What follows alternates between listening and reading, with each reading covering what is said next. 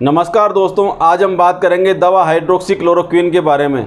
आखिर क्या है ये दवा हाइड्रोक्सीक्लोरोक्विन और कितनी कारगर होती है कोरोना में। हाइड्रोक्सीक्लोरोक्विन को दूसरे विश्व के युद्ध के दौरान इजाद किया गया था। ये दवा मलेरिया के इलाज में इस्तेमाल की जाती है।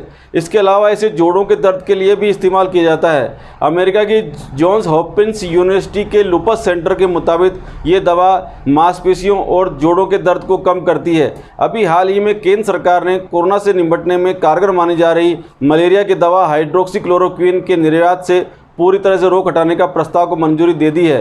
अर्थात हाइड्रोक्सीक्लोरोक्विन के एपीआई यानी बल्क ड्रग और उसके फॉर्मुलेशन दोनों के निर्यात से प्रतिबंध हटा लिया गया है। गौरतलब है कि इस दवा के कॉमर्शियल निर्यात पर केंद्र सरकार ने गत 25 मार्च 2020 को रोक लगा दी थी। हालांकि मानवीय आधार पर कई देशों को इसकी खेप भेजी गई, लेकिन इसके निर्यात तक निजी कंपनियों को नहीं, सिर्फ सरकारों को किया जा रहा है।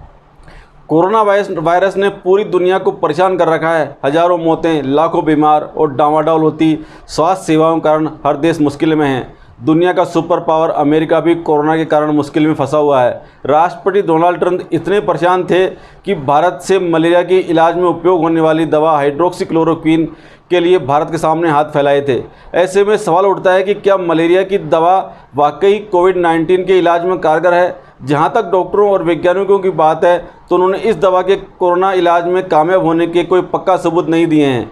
डॉक्टर समेत वैज्ञानिकों ने अभी इस बारे में कोई पुख्ता जानकारी नहीं होने की बात कही है। इतना ज़रूर है कि जहां कोरोना का संक्रमण ज़्यादा है वहां इस दवा को लेने की इजाज़त दी गई है। ट्रंप अपने कई प्रेस कॉन्फ्रेंस में यह दावा कर चुके हैं कि भारत में उन्होंने यह दवा उपलब्ध कराने का आग्रह किया था। भारत में यह दवाई केवल उन्हीं लोगों को लेने की इजाज़त दी गई है जो कोरोना प्रभावित जगहों पर काम कर रहे हैं, यानी हेल्थ वर्कर्स और कोविड-19 के संपर्क में रहने वाले लोग। सरकार ने साफ किया है कि कम साक्ष्य के आधार पर हेल्थ वर्कर्स और कुछ अन्य को यह दवा लेने की इजाज़त दी गई है। यह दवाई आम लोगों के लिए नहीं है। भारत में ये एक एंटी मलेरिया ड्रग के तौर पर इस्तेमाल हो रही है। हालांकि ये ड्रग काफ़ी पुरानी है, लेकिन भारत में मलेरिया के प्रकोप के चलते भारत इस दवा को सबसे बड़ा उत्पादक और निर्यातक है। दरअसल हाइड्रोक्सीक्लोरोक्विन मलेरिया जैसी खतरनाक बीमारी से लड़ने में कारगर दवा है। रिसर्च में सामने आया है कि हाइड्रोक्सीक्लोरोक्विन कोरोना वायरस से लड़ने में मददगार है। ये सिर्फ कोरोना को ठीक करने में कारगर है ही नहीं है, बल्कि अन्य दवाओं के साथ मिलाकर इससे बहुत अच्छे परिणाम आते हैं। इस बात को अमेरिका डॉक्टर ने भी माना है।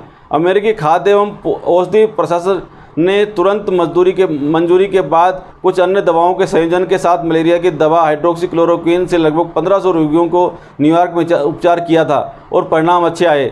यही कारण है कि अमेरिकी राष्ट्रपति डोनाल्ड ट्रंप ने खुद 5 अप्रैल 2020 को भारत के प्रधानमंत्री मोदी जी से बात करके इस दवा के निर्यात पर लगी रोक हटाने और अमेरिका को इसके निर्यात करने की अपील की थी। भारत ने कोरोना वायरस संकट को देखते हुए इस ड्रग के निर्यात पर कुछ समय पहले रोक लगा दी थी, लेकिन अब भारत ने इस ड्रग को लाइसेंस कैटेगरी में डाल दिया है। इसका मतलब है कि भारत में अपनी ज़रूरत पूरी होने के बाद ड्रग का स्टॉक सरप्लस है तो उसे निर्यात किया जा सकता है, यानी अमेरिका भी भेजा जा सकता है।